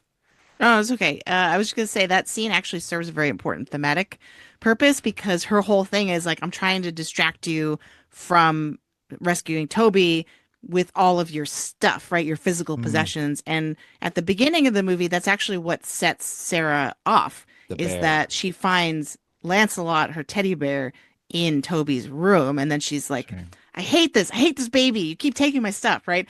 And so there's almost kind of like a if she the more childlike version of her just cares about her stuff and is constantly saying life's not fair, whereas presumably the version of her that can break through that and rescue Toby at the end of the movie, it doesn't care. Like she gives Lancelot to Toby at the very end of the movie, right? Like she learns to kind of be like, oh, it's not all about my stuff, my junk, and it's not necessarily about like everything has to be about me and it has to be fair. Like she kind of grows up a little bit. Yeah, I mean, she even says to the king, doesn't she? Like, you don't have power over me. So she could be saying that over her stuff, like your stuff, my stuff doesn't have power over me. Dan, like, how you don't think this is in her head and it's a dream is beyond me, because she even has a Labyrinth toy in the beginning. Like, sure, I had that. Name is there. Dude, she's but remembering a line about the Goblin King and getting a kid. She also has a print of an M.C. Escher painting next to her bed, which is what the stairs are at the end. I mean, it's all insane, dude. But I mean, whatever. I mean, just like we had the argument about American Psycho. I think he did all that shit. And I think all that happened. I think you hate the cop out of It's a Dream. I hate that. Just like with the Bob Newhart show. End a show. Oh, it was a dream. I think it's possible, Dan, or Manny. I don't know who I'm directing this to. Even that, like, what it is the Goblin King created the labyrinth for her based on the stuff that she likes. Because that's what she likes. Okay, it's an owl. So again, like the Goblin King is there, but I feel like the magic comes from that owl, right? The owl creates this thing. He's like, oh, we got to create this issue because she needs to grow out of all this annoying behavior she has. Okay. And, that's what happens. And all this shit really happened to her. They just cobbled it together with all the stuff in her room. But then at the end, they all come back. Why not? Why not? And it's a fantasy. And the parents don't hear them at all. They hate their kids. They don't care. Yeah, they're the worst parents. They're banging. It's date night. All right. 80s parents. I mean, come on. Are you home? Okay. Yeah. They're wine drunk and listening to Cyndi Lauper downstairs. That's what's happening. I mean, yeah. They got the cocktail bar downstairs in the basement. They have friends over. Exactly. They're just like, whatever. I mean, she's screaming at her upside down pineapple in front of the house. We got it. It's cool. Big bowl downstairs. Oh my God. Well, I mean, just before we put this to the test, there were a few song lyrics that was weird. I found that in the Dance Magic Dance, the slap that baby, make him free line was really interesting. Mm-hmm.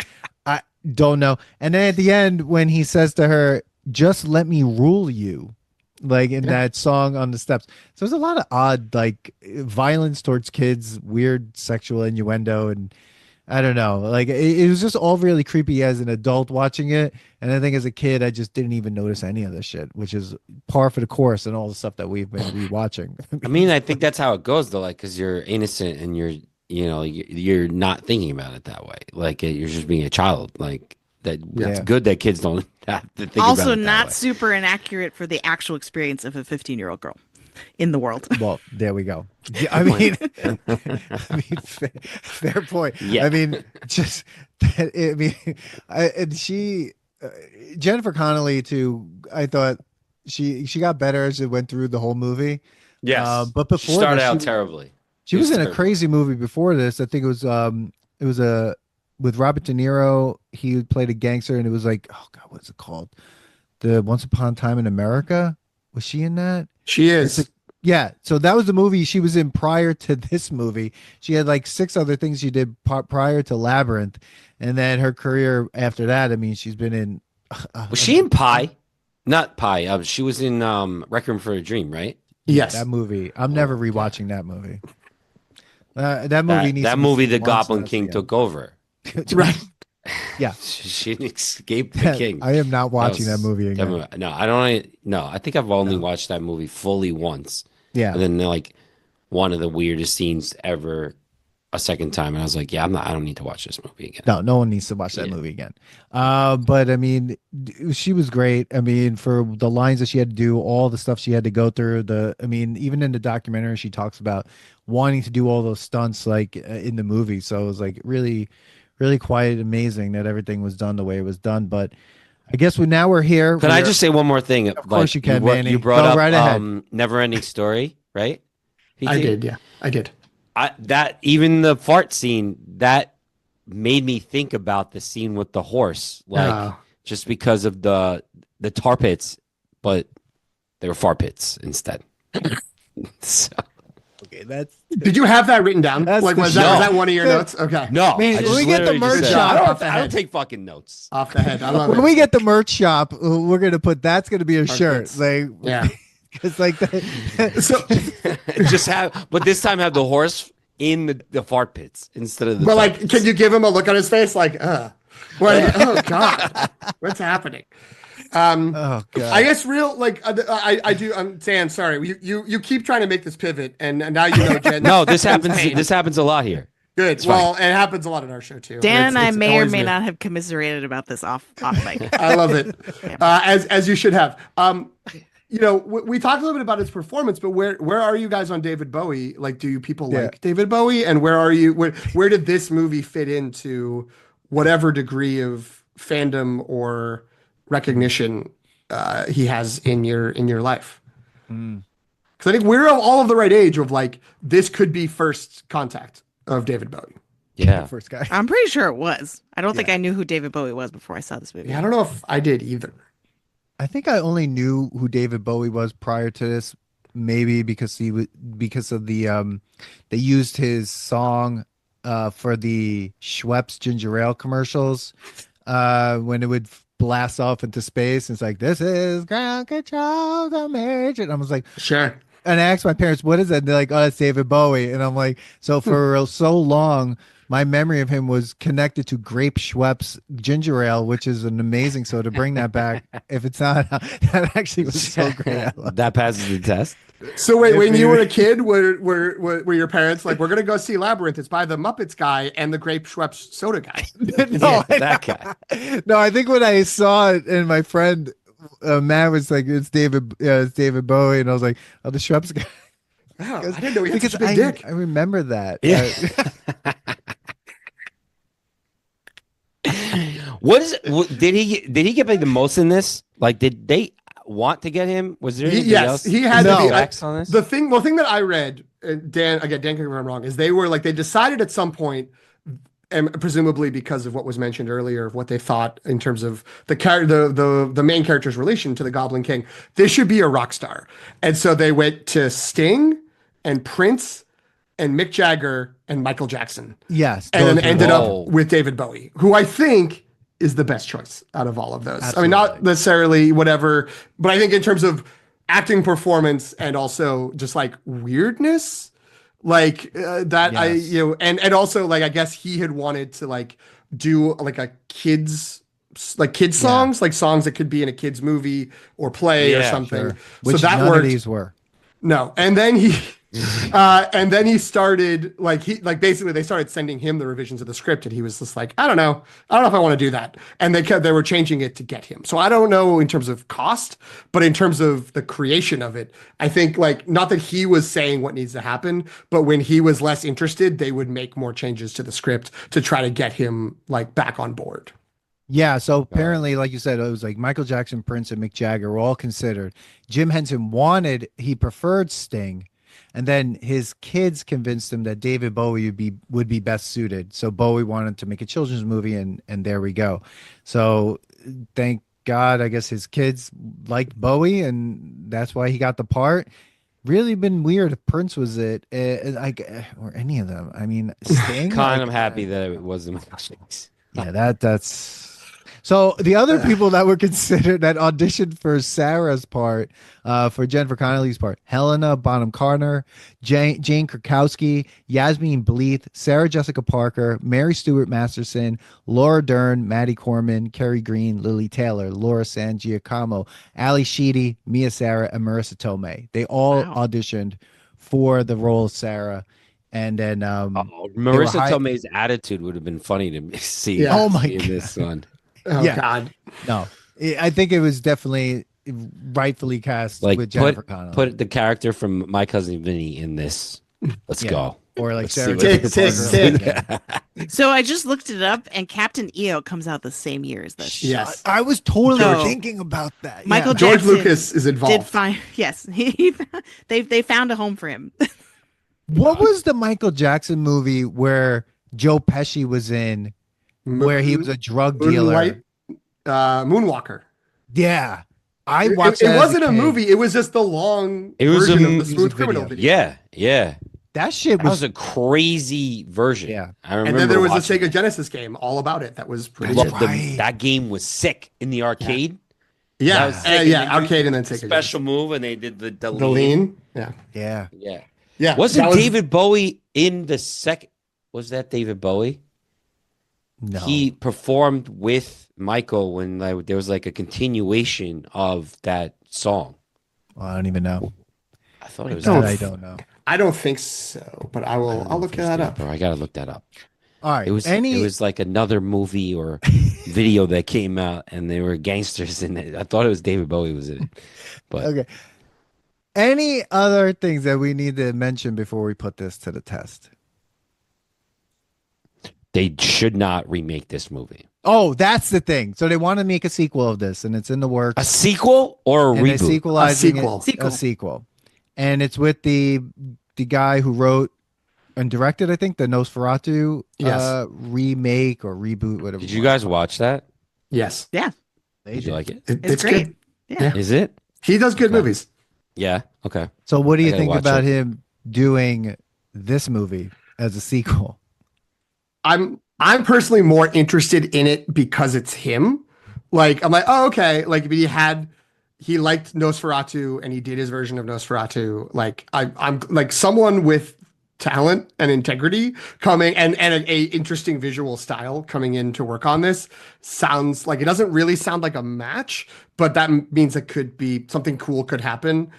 Yeah. Especially if they're still like he still uses the Jim Henson company and they make the puppets for it and everything. Like okay, like that could be interesting, but also at no point in my life have I ever been like, well, what happens? Like now what? It's just Yeah, like no, yeah. I think that this story was told. Like Are we now in like her daughter's or son's bedroom? right, and then it's like The who's older- like the person you want to go back to is Jareth, and David Bowie has passed away. So like Yeah. that's no, I don't think I really care about. Sarah. Is there an actor right No. now? They're gonna make it Timothy Chalamet. No. They're gonna stop. fucking do it. Well, here's the this is a terrible idea. could but play this is Hoggle. this is based on Yeah, reality. we don't want to see you. First of Timothy. all, Timothy Chalamet is good, but we'll talk about that. Sure, later. it's fine. He wouldn't be good in this. So apparently, Denis Villeneuve, when he was developing Blade Runner 2049, a great legacy sequel, one of the good ones, wanted David Bowie to be the bad guy, the guy making the replicants, and then David Bowie died, so he couldn't be in it. And then he was like, "Well, I need another rock star who can act," and he cast Jared Leto. So my concern is the people behind Labyrinth would be like, "Well, I guess he's also we could also go with Jared Leto," which I don't think would be good for lots of different reasons. No, I mean, do we have another rock star that's like that? Do we have rock stars? No, we don't. Right. If Like, they make a sequel, if this comes out as a sequel, I'm sorry. All I want to say is this: then that means it didn't happen in her head. That means it's real. I'm sorry. If without a sequel, we can all say No, it's do just not. I don't know. If it's another child, another hallucination. Come on. No, it's Jennifer Yeah. Connelly as an adult hallucinating. Wicked and The Wizard of Oz both exist. yes. It's just you just gonna have to deal with it, Dan. Like But like, I'm thinking, I'm still going back to who could it be, and I wanna. No. Who would I just? well, have I in think my it would head? have to be a pop star, right? I Yes. think the smart way to if I'm thinking like a movie producer, Yeah. the smart appealing to the youths version of this would use like a hot pop star as the Goblin Okay. King as opposed to a rock star from the 80s. Well, Kendrick Lamar. Or No, Beyonce? Goblin Queen? Goblin Queen? No, it's going to be Lady Ooh. Gaga. We know it's going to be Lady Gaga. Oh, okay. That would make okay. sense. Got it. She's already turning into a goblin. We can't so, do I it mean, like bring back Jesus. Brad Pitt. No, he's too So old the at this the point. thing is that Robert Eggers hasn't done anything with music as far as I know.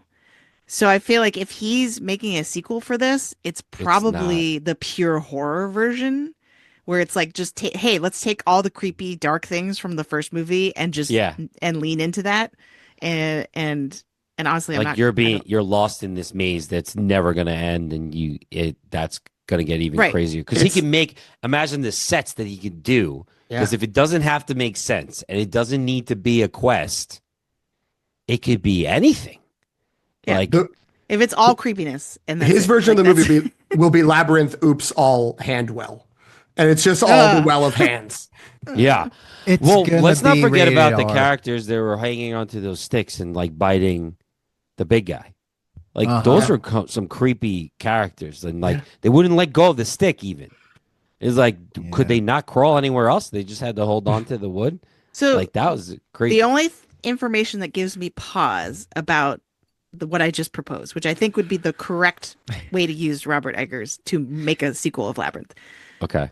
The producers for this movie are Chris and Eleanor Columbus, who are best known, I believe, for the Harry Potter movies. And Lisa Henson and Brian Henson are also executive producers. So they are the probably baby going to want to coming back? kind of... And the baby, Toby the makes a baby will work cameo? on it.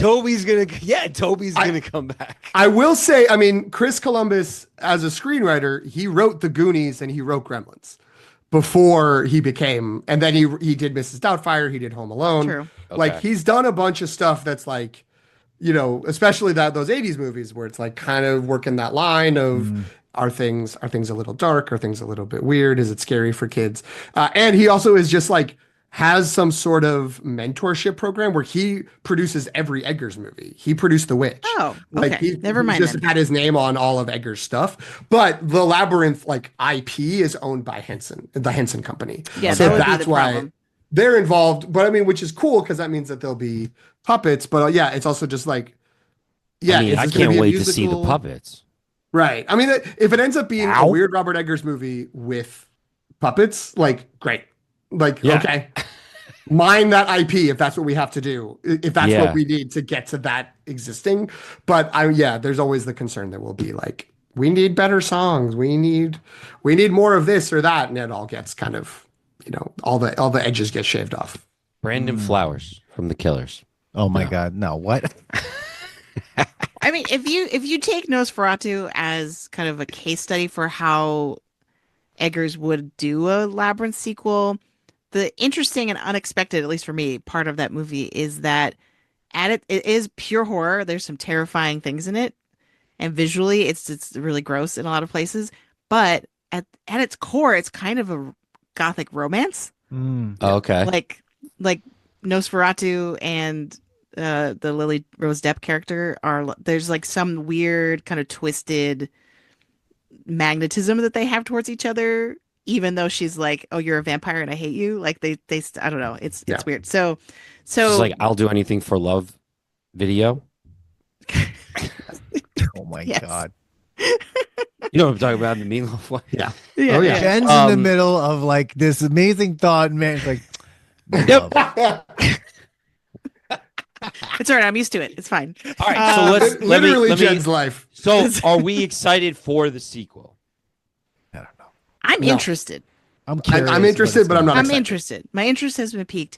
The screenwriter is the one Eggers worked with on The Northman. I don't know if anyone's seen that. Okay. It's The a Northman. that's a Viking movie. So like I'm just like the more I learn about this, the more confused I am about what it's going to be. But if they let Eggers do his thing, it could be very good. It's a Viking movie with magical elements. There There's you like go. Norse Okay. mythology mixed in. So that movie's good, but also All right. not in any way like the Labyrinth movie. So I don't know how exactly that lines up. But yeah, I mean, with these people, I'm interested. Like there was someone else. I don't know, Dan, if you know. I feel like 10 years ago or like in the late 2010s, there was like Labyrinth. It's going to come out and it's going to be directed by like some schmo. And I'm like, oh my God, like I don't want that. Yeah. No, So yeah, Like, this is going to be terrible. That's a now cash that it's grab. like a non-schmo, I'm interested, but part of me is like, well, what if he just did a different movie about puppets? That if that's what he wants to do, but that's Yeah. not how Hollywood. Tim funds. Burton, Labyrinth. Like, No. No. Yeah, if they try to make it a legacy sequel, I'm out. Like I don't. But that's the I know. problem. Like we're in the age of legacy sequels now. Like Goonies is coming out. Like, are we No. excited about that? No, I'm not. No. No. Like, No. that should go straight to Netflix. Like, we Right. don't need this to be on. Like, I heard It did. It was called Stranger Things. Stranger Things. Yeah. There you go. Isn't that out yet? Is that season out yet? new No, one? the last No, not yet. season's not out. And I think No. it's going to be spread out like in three installments to Oh keep my it. god. Yeah, because The kids are going to be the kids are going to have grandkids by the time they they finish need their childhood. subscriptions. Yeah, isn't what's her name like married now? I think so.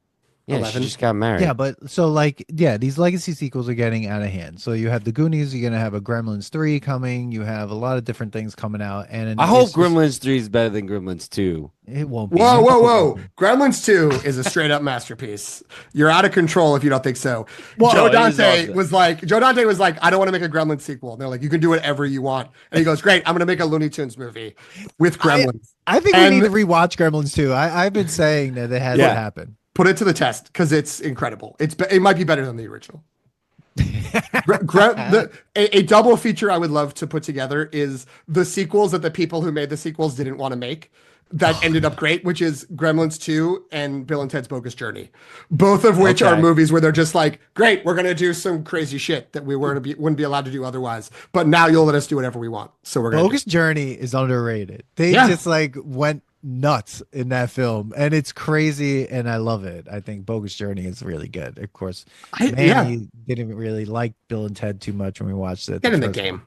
Which one? The first one. I don't remember what you're talking about, bro. Oh, Maybe I was in a bad place. We were doing COVID, like we were in COVID times at that time. We might have done a food episode before that one, so maybe you didn't like it. That was when we used to double up on stuffed. episodes. It was the end of your sugar crash. Yeah, probably. There was one time I was whispering because it was like 3 a.m. Yeah, and it's one of our Kristen's most trying listened to sleep. episodes. And I'm like, yeah, dude, I don't know. It's crazy. That's how I'm talking in the mic. Yeah. Yeah, It's like it's COVID times and it's 3 a.m. I just got, like he's like, let's do all 4 episodes right now. I was like, okay. hey man, it happened. Look at us now, episode Yeah. 140. But so okay, here we are now. Finally, we're here. No one else gets to talk. Yes. So we're gonna put this to the test. Does Labyrinth pass the nostalgia test? Does it pass and it's still good? It's a movie that holds up. It's a movie you would recommend, a movie you would just watch because it's a great movie. Does it not pass and it's just something that's nostalgic, brings you back to that moment when you first saw it? It's fun, nostalgic vibes. Or is it just so bad that it's, all the things that we hate, just bad? Take Your Pants Off and Jacket, bad. Three Musketeers candy bar, bad. What was the other thing? A bunch of stuff. We had a new bad. What was it? I Oh, forgot. Airheads. Airheads, the movie, bad. That movie, not good. No jokes. I've never seen it. We get a lot of hate on social media for that one. There's a ton of people that love Airheads. No, it was the and they're new bad wrong. was the Christmas movie. Oh, Santa Claus the movie, bad. That movie was an absolute disaster. Mm. And apparently it's the most popular Christmas movie in Britain. Yeah. Like they love that movie. They love it. And there's nothing to love. That movie's I terrible. love it. It's a bad movie. I'm the one that made us watch that. It makes and me I hate ruined Christmas. I ruined my childhood with that. It makes me with making us watch. It's horrible. It's actually about the movie's literally about how the drug epidemic came to New York because the elf creates a drug that gets everyone high, and that's what it's about. It's about So the elf works for the Right. CIA? yeah, literally. Yeah. Whoa. Wait a minute.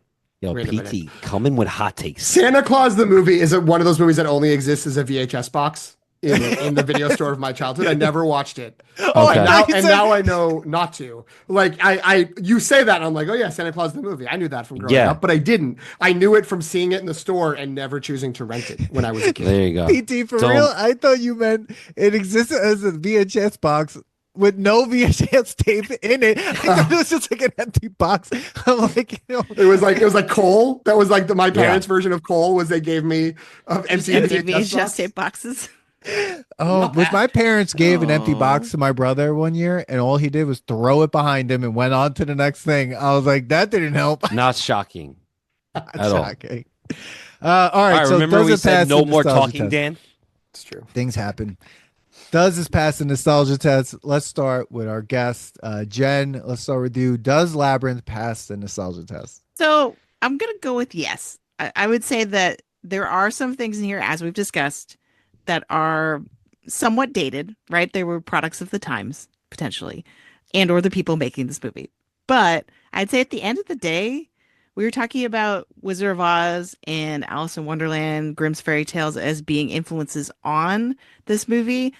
But I also kind of realized this time around that the themes of this movie and the style of it and the kind of surrealism of it has also had an impact on movies that came after. So in particular, I'm thinking of the Harry Potter series. Like they literally ripped off the staircase thing in the Yeah. Harry Potter movies. And more interestingly, Guillermo del Toro's Pan's Labyrinth. I think without this movie, that movie doesn't happen probably. And no, arguably that's a better movie than this one. but Yeah. but I think, it holds its place for me, at least in the sort of high fantasy cinema legacy. All right. Awesome. PT. Yeah, I agree with that. I don't think it's like a blowout win or anything, but I think it's a little beyond borderline. It's a yes, it's a pass. It passes the test. And I think it's because the things that you can take from it now are not tied to the nostalgia of seeing it when you were a kid. It's that craftsmanship of the puppeteering. It's the sort of those practical effects that were there. It is that all that sort of like tapping into the legacy of high fantasy stories, and while also laying some groundwork for what comes later. I don't, there may be a lot of people who listen to your show who do not necessarily watch old movies with the perspective of like, how does this exist in the quilt of cinema history? But I think if you watch it from that perspective, it totally holds up. I think there's probably things where if you were really, really close to this and this was really important to you, you might be like, oh, I don't know about some of these parts and whether they've held up or not. But maybe it's because I had more distance to it that like I never felt, too overwhelmed by those dated components. It's more like of a pacing issue. It's more of sort of the doling out of some of the sequences. But I think this holds up. I think this works just as well now as it did back then, which to me seems like an important element of this test. Manny, how about you? I wanted to hate this movie because of the first 10 minutes of bad acting. But I mean, this always happens with this show. As we go through it, and then I realize like how much I love filmmaking, and like, I mean, I went to school for it, and how much I love practical effects. And because of that alone, this movie passes. Like it like, again, I agree with you, PT, that it's not like, oh my God, flying colors, but it squeaks by, and it's relevant. I think if I had my niece watch it, who's 13 now, so maybe she won't be so scared. My twin sister would probably be more scared.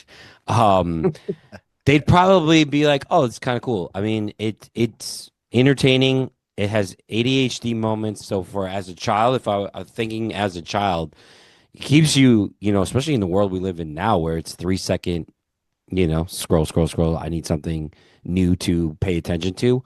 That's what this movie does, because what does the scene last? Maybe 3 minutes. 4 minutes, and like there's a new character and there's new thing. It's great. They keep up with it. I give it a pass.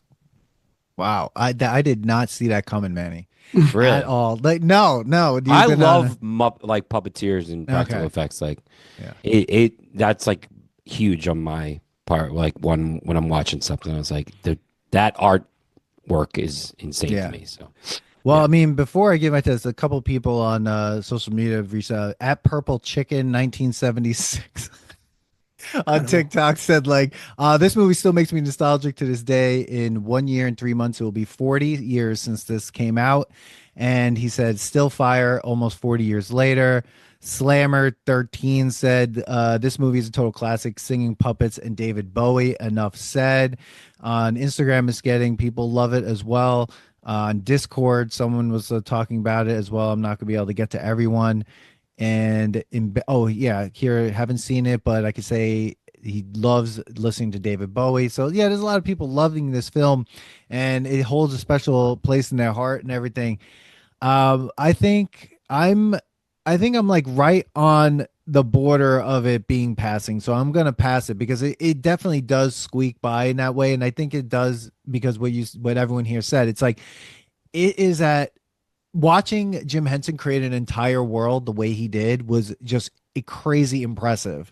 And you don't see things like that much in practical effect anymore.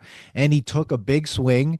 I loved the songs. They were creepy though, but like they were still good. I've been humming the magic dance Oh yeah, songs the whole since I time. saw it.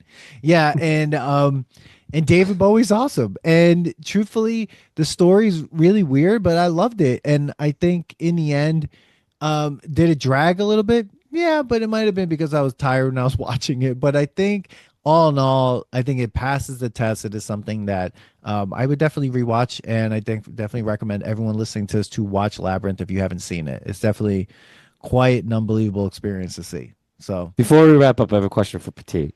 You said there's two other movies that were Jim Henson ones. They was what are they called?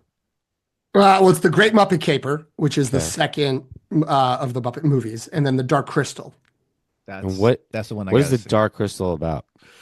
So the Dark Crystal is another big high fantasy movie, and Even more it's- so. It's It's like yeah, Dune. It's like Dune and Lord of the Rings had a baby with puppets.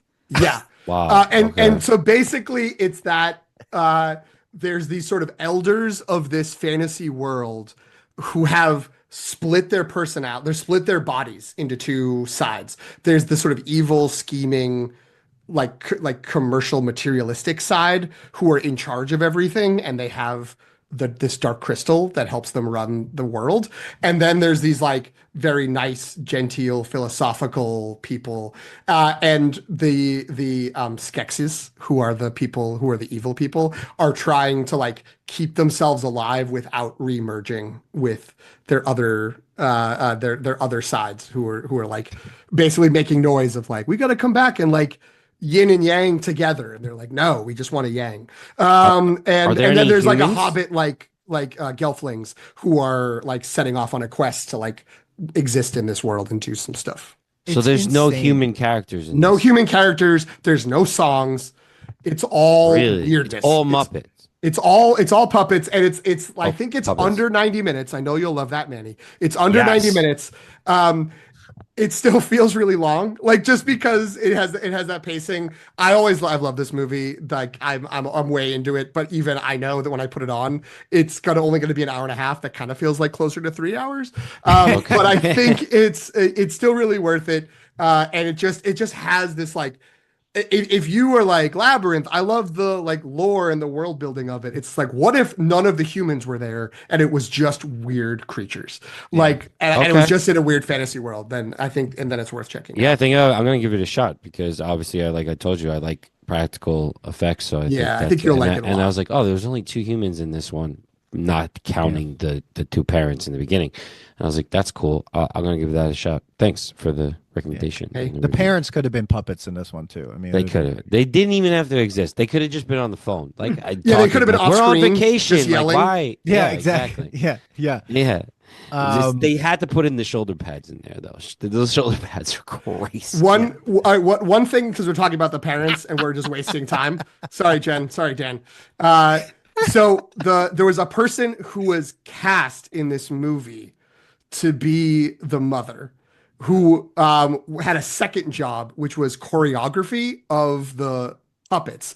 And she also did the Muppets Take Manhattan choreography. And I think there was another, maybe like, there was another one from the late 80s that involved a lot of Muppets. And then for some reason, it became this thing of like, you can't do both jobs. Like they're filming in England. It's like, you can't be an actor and you can't work behind the scenes. And it is Gates McFadden, who was Beverly Crusher on Star Trek: The Next Generation. what? Oh, wow. That's crazy.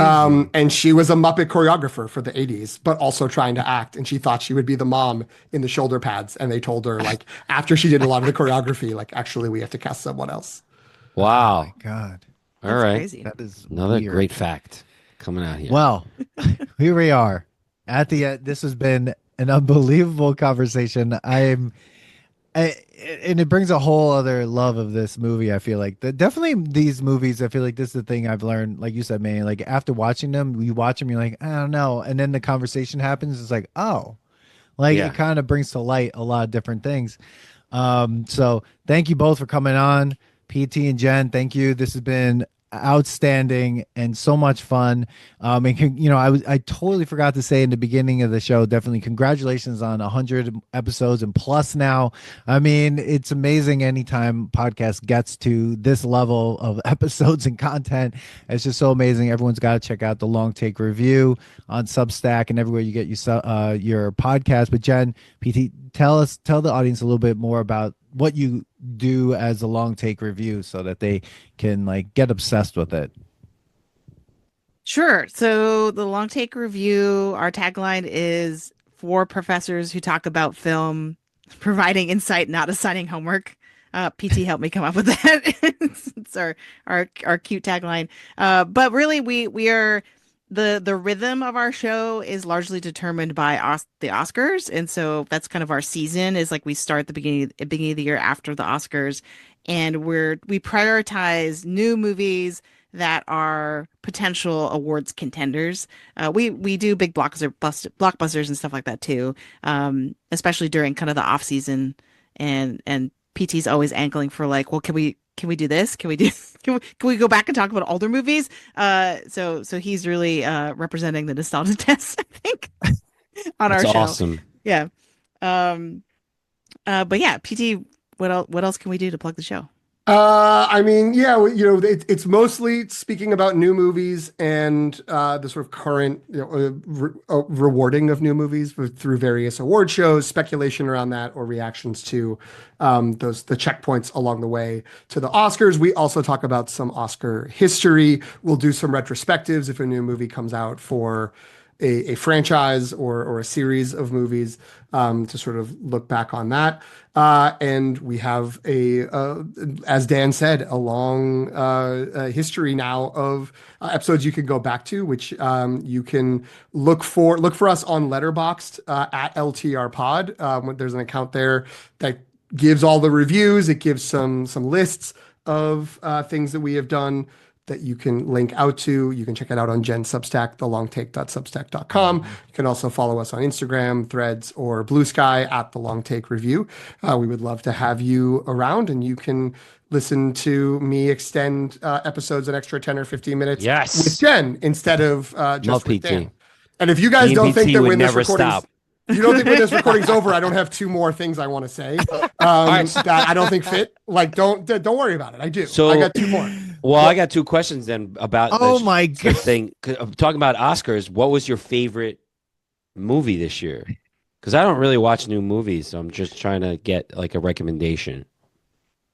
Well, I don't know if this is going to be up your alley based on some of the things we talked about. Like, I was still partial to Dune Part 2, which does star Timothée Chalamet, who doesn't seem to be your Part guy. 2. Okay. No, he's not that. He's not my guy. I just see that they're pushing him.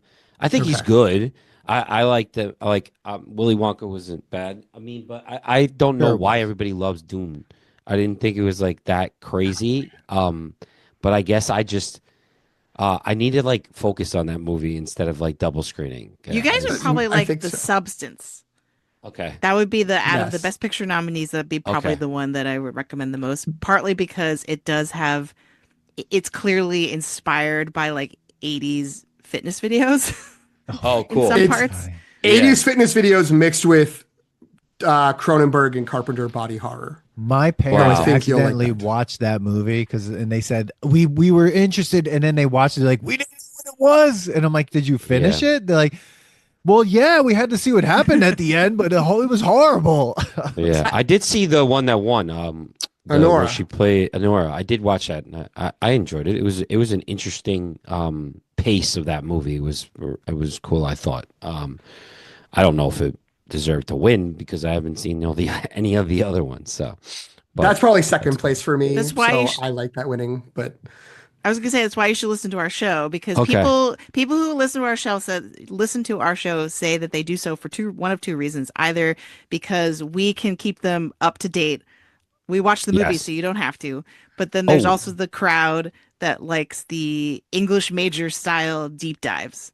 So if you have watched a movie, because usually we split the episode. The first section is spoiler free of like, do we recommend this movie? Who's gonna like this movie? And then the back half of the episode is like, okay, Everyone here's seen the movie? Great. We're going to go Here we really, go. really deep. Yeah, And then you're- last question, because I had two, is have you heard about the reviews about Snow White? Seems not good. people liking it. Oh, I thought no, people I heard liked it it. was a very poor showing Yeah. of it. So I was Jen, I'll turn to surprised. you. okay, so I've been following this a little bit. I have not seen the movie yet, Okay.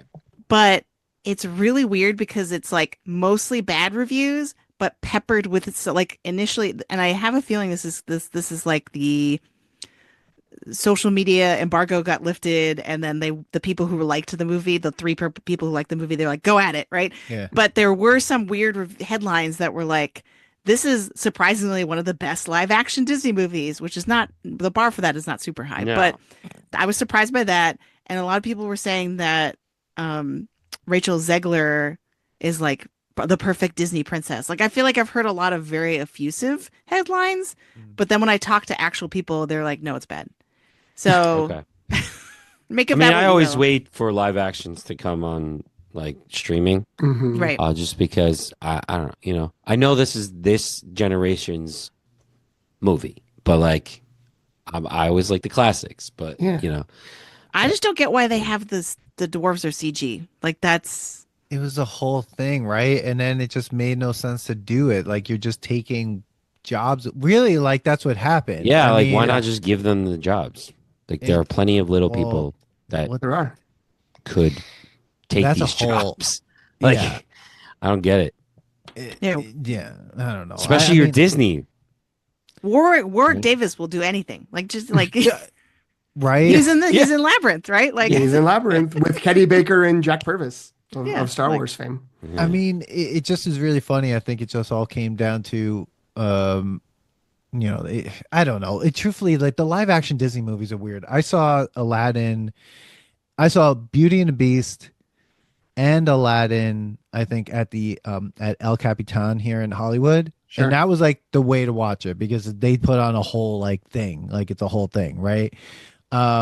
Were they bad? I don't know. I mean, they were okay. I mean, they weren't great, but I think at this point, this is what we've been talking about on our podcast mostly too, is like all these remakes and reimagines and reboots and stuff like that. And the IP, it's getting so crazy that it's just like they're pumping one out all the time. I mean, they're gonna reboot or remake Lilo and Stitch. Like, we're not that, like, why redo that? It's there to make it live How action. to Train Your That's the only- Dragon to go. They're to gonna read Disney. again, exactly. Like, it's why are we that, like, they're just doing them, so it's getting to a point where Well, it's just like, money. leave it maker. alone. It's a guaranteed at least gonna make this much money. Right. And if you can just CGI a lot of the things, you're making even more money because you don't have to pay actors, you don't have to pay labor laws. Like there's all these other things. So that's also why they like.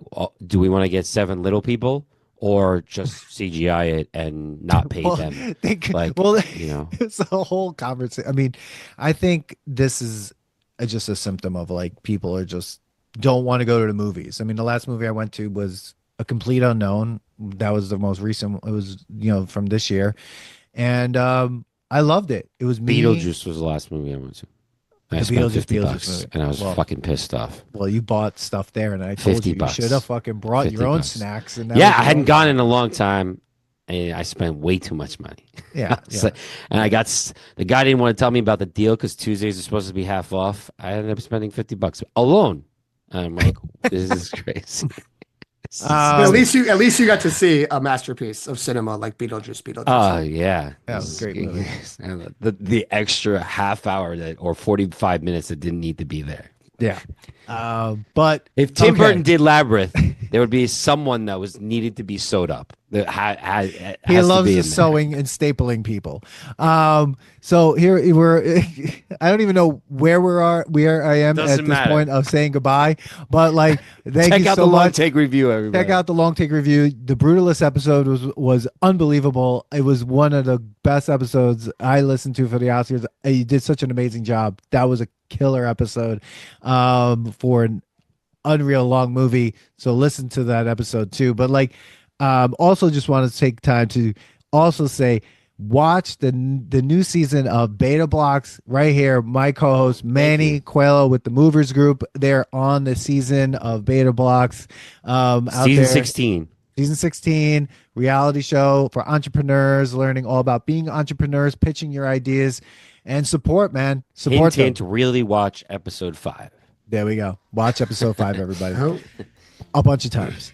And watch, listen to, and do everything you got to do for the Nostalgia Test podcast. We're on Substack. We're getting everything out there. We're spreading ourselves too thinly. So watch and listen everywhere you can and join all of our social media and engage with us. People, thank you so much. And we'll see you at the next episode. Peace. All right. Thanks for listening to today's episode. Please subscribe to the Nostalgia Test podcast to know when new episodes drop. Don't forget to leave us 5 stars and a positive review so more people can find the podcast. Share your thoughts and memories on today's topic on our Twitter at Nostalgia Test and on Instagram at The Nostalgia Test. Tune in next time because you never know what pop culture will pop up on The Nostalgia Test.